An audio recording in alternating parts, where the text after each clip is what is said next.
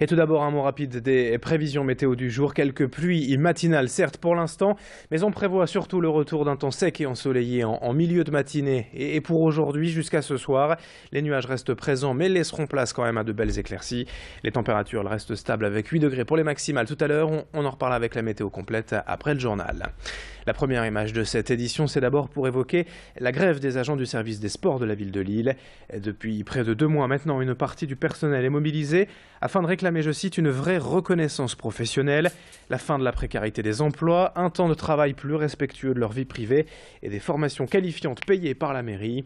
Aujourd'hui, ce mouvement dure donc depuis de nombreuses semaines, malgré plusieurs rencontres avec les élus.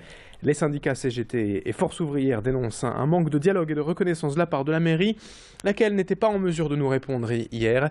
On écoute donc le représentant syndical au micro de Louis Caillé. Nous, ce qu'on a demandé, c'est que la nouvelle organisation soit à nouveau rediscutée, puisque cette nouvelle réorganisation a à la fois exclu des agents, n'ont pas reconnu leur position antérieure et leur qualification. Cette nouvelle organisation n'a pas repris en compte la montée en qualification de certains agents, ce qui, pour les agents, est un signe très négatif. En fait, c'est un peu un message qu'on leur envoie en disant que finalement, à quoi sert de se former, à quoi sert de passer des concours si, au sein de notre service, il n'y a pas de capacité d'évoluer. Et un sentiment aussi à la fois d'exclusion et de discrimination d'une certaine catégorie d'agents. L'actualité politique également dans cette édition avec les élections régionales en 10 jours désormais, les dimanches 6 et 13 décembre. Sur Grand Lille TV, donc ces jours-ci, on continue de vous présenter les différents candidats dans le Nord-Pas-de-Calais.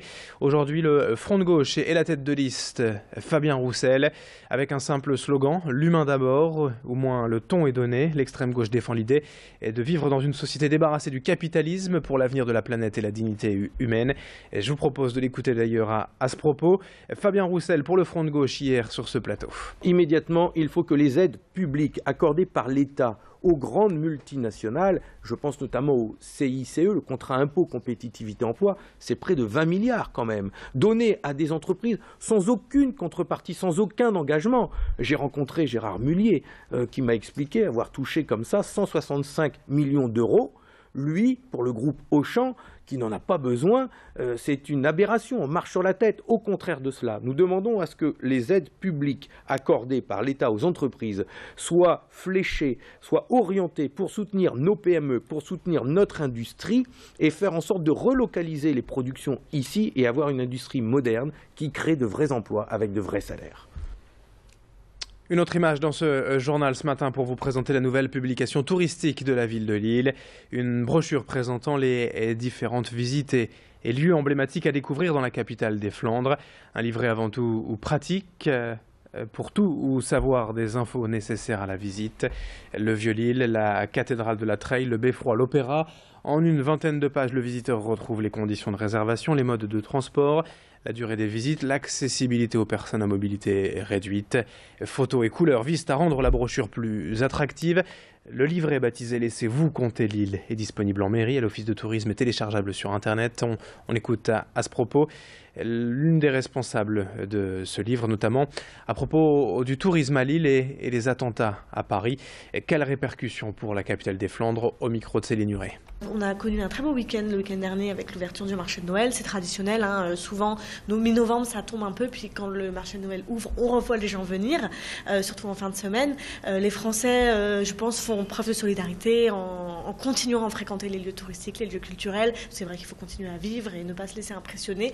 On ressent une petite inquiétude de la part des étrangers. Je pense à un couple mexicain qui est venu juste après les attentats, qui nous a demandé, qui nous a posé des petites questions sur la sécurité. Donc plus les étrangers se rendent peut-être un peu moins compte du contexte, mais c'est vrai que, mais bon, on n'a pas de, c'est pas désert. Il y a des gens qui continuent à venir et qui continuent à fréquenter l'office et à découvrir notre très belle ville.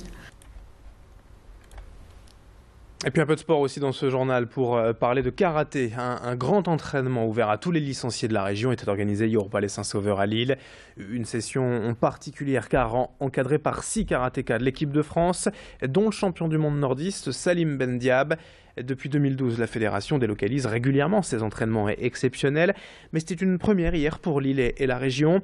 Forcément, beaucoup de jeunes du Nord-Pas-de-Calais avaient fait le déplacement, 350 inscrits au total, pour une rencontre avec ces champions, quelques photos et dédicaces. Un rêve pour la plupart de ces jeunes karatékas. Au micro de Louis Caillé, on écoute justement ces quelques champions. J'étais également enchanté parce que pour eux, c'est effectivement un rêve, être champion du monde. Pour eux, ils espèrent tous l'être un jour. Donc c'est aller voir en vrai des vrais champions du monde de karaté, pouvoir partager un moment important avec eux. À la fin, il y aura des dédicaces, il y aura des photos, il y aura des cadeaux remis par les champions. Pour des jeunes, pour des enfants, c'est absolument super, quoi. Donc là, vous voyez, on a entre 350 et 400 enfants, je crois. Donc c'est à refaire, parce que moi je suis enchanté de ça et je pense qu'on va retravailler avec toute l'équipe pour recommencer ce genre d'action. 7h21, fin de cette édition en direct sur Grand Lille TV en ce jeudi 26 novembre. Place aux prévisions météo et l'infotrafic dans un instant.